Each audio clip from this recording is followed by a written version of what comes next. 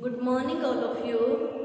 Welcome to class BA first year students. देखिए students, हम लोग द्वितीय विश्व युद्ध पढ़ रहे थे, तो हम लोगों ने इस कड़ी में द्वितीय विश्व युद्ध को शुरू किया था और द्वितीय विश्व युद्ध के लिए जो कारण उत्तरदायी थे, हमने उसके कुछ कारणों पर चर्चा की थी कि किस तरह सितंबर 1939 को हम लोगों ने जाना था कि सितंबर 1939 को द्वितीय विश्व युद्ध शुरू हुआ था। ठीक है, और हम लोगों ने जाना था कि द्वितीय विश्व युद्ध का जो महत्वपूर्ण कारण था वो था वर्साई की संधि, और इसके अलावा जो तानाशाही शक्तियों का उदय हुआ था, जैसे नाजीवाद है, फासीवाद है, अर्थात हिटलर है, मुसोलिनी है, या स्पेन में जनरल फ्रैंको की सरकार है, जापान में भी जो तानाशाही सरकार आई थी। ठीक है, इसके अलावा वही प्रथम युद्ध वाली स्थिति कि विश्व फिर से दो गुटों में बट गया था, और प्रथम विश्व युद्ध के बाद जो वर्साई की संधि हुई थी उसके दौरान सीमाओं का जो परिवर्तन कर दिया था, उससे जो अल्पसंख्यक की समस्या उत्पन्न हुई थी, वो भी द्वितीय विश्व युद्ध के लिए उत्तरदायी थी। तो हम लोगों ने द्वितीय विश्व युद्ध के कई कारणों पर चर्चा की थी। आज हम आगे के जो और कारण है उसको कंटिन्यू करते हैं। ठीक है, तो देखिए द्वितीय विश्व युद्ध के 4 कारण हमने पढ़े थे। तो 5वां जो महत्वपूर्ण कारण था वो विभिन्न राष्ट्रों के विभिन्न स्वार्थ थे।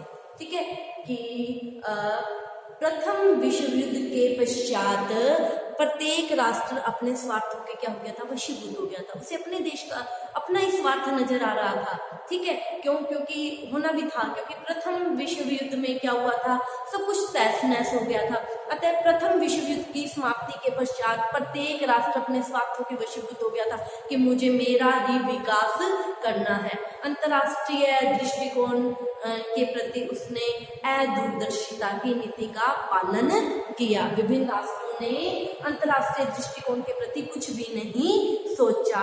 ठीक है, तो देखिए प्रथम विश्व युद्ध के दौरान जर्मनी से क्या हुए थे, उसके बहुत सारे उपनिवेश क्या कर लिए थे, छीन लिए गए थे।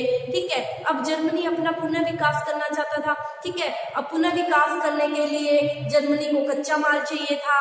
वो अपने उपनिवेश वापस लेना चाहता था ताकि उसे कच्चा माल मिल सके, और तैयार माल को बेचने के लिए उसे बाजार चाहिए थे। ठीक है, तो इसी तरह क्या था, इटली में भी क्या हो गया था, प्रथम विश्व युद्ध के पश्चात तेल और लोहे कोयले की कमी हो गई थी। अतः उसने इस कमी को पूरा करने के लिए साम्राज्यवादी नीति को अपनाया।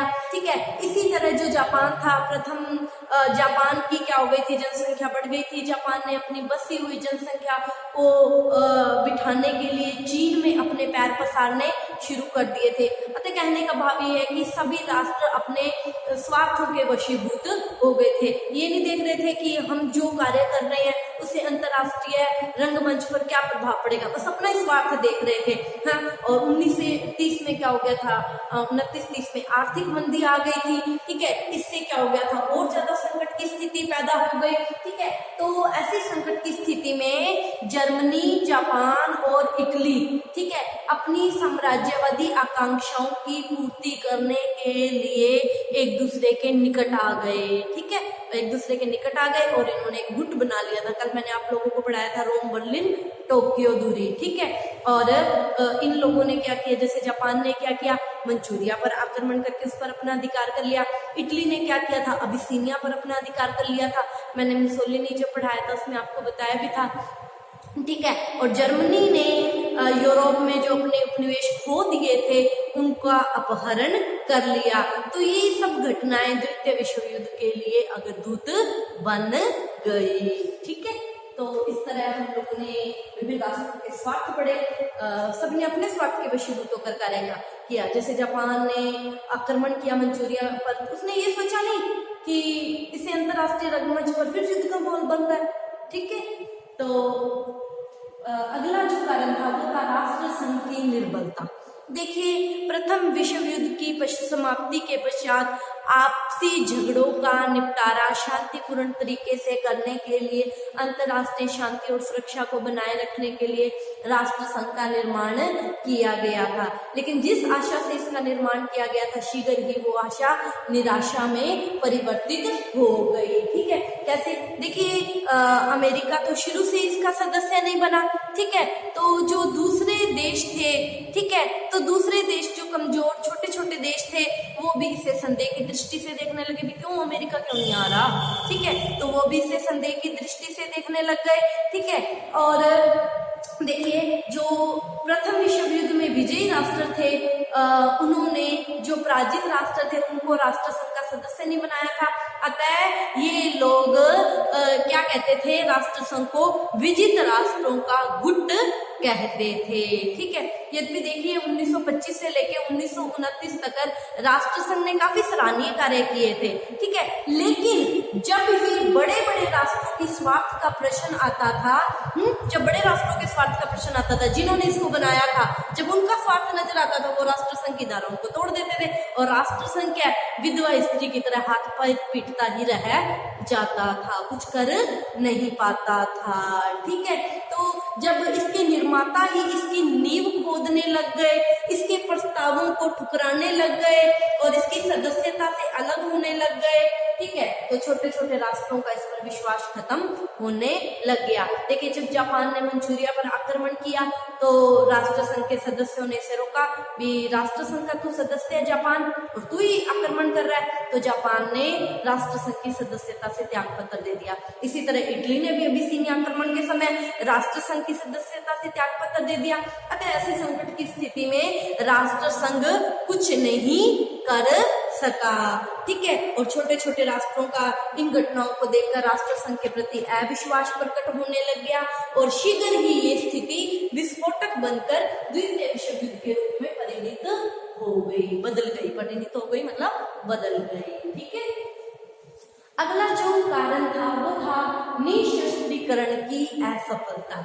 देखिए निशस्त्रीकरण वर्साई की संधि के अंतर्गत वह योजना थी जिसमें जर्मनी को कमजोर करने के लिए पूर्णतः उसका निशस्त्रीकरण कर दिया गया था ताकि जर्मनी को शक्तिहीन कर दिया जाए, ठीक है। और ये भी सुझाव दिया गया था कि अन्य राष्ट्र भी शस्त्र रखेंगे लेकिन अपनी सुरक्षा के लिए, ठीक है, युद्ध के लिए वो शस्त्रीकरण नहीं करेंगे, जितनी उनको अपनी सुरक्षा के लिए जरूरत है उतने ही शस्त्र रखेंगे, ठीक है। लेकिन इससे निशस्त्रीकरण की बजाय शस्त्रीकरण की भावना को बल मिला, क्यों? क्योंकि जर्मनी ने ये कहा कि अगर जर्मनी को शस्त्रहीन बनाया जा रहा है तो ये सिद्धांत दूसरे देशों पर भी लागू होना चाहिए, ठीक है। लेकिन फ्रांस अपनी सुरक्षा के लिए जर्मनी से अपने आप को सुरक्षित बनाने के लिए शस्त्रीकरण को आवश्यक समझता था। ब्रिटेन भी शस्त्रीकरण पर कोई निशस्त्रीकरण पर कोई विचार नहीं करना चाहता था, वो भी अपने यहाँ शस्त्रों का निर्माण कर रहा था, ठीक है। तो हिटलर ने जर्मनी के लिए निशस्त्रीकरण को हानिकारक समझा,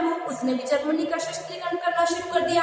तो उनको देखकर छोटे छोटे राष्ट्र भी अपने यहाँ शस्त्रों का निर्माण करने लगे, ठीक है, जिससे ऐसा वातावरण तैयार हो गया कि ये लगने लगा कि निकट भविष्य में युद्ध होना अनिवार्य है, और यही बात सत्य भी सिद्ध हुई, ठीक है। इसी शस्त्रीकरण की वजह से द्वितीय विश्व युद्ध आरंभ हो गया, ठीक है। देखिए अगला जो कारण था वो था मित्र राष्ट्रों के आंतरिक मतभेद।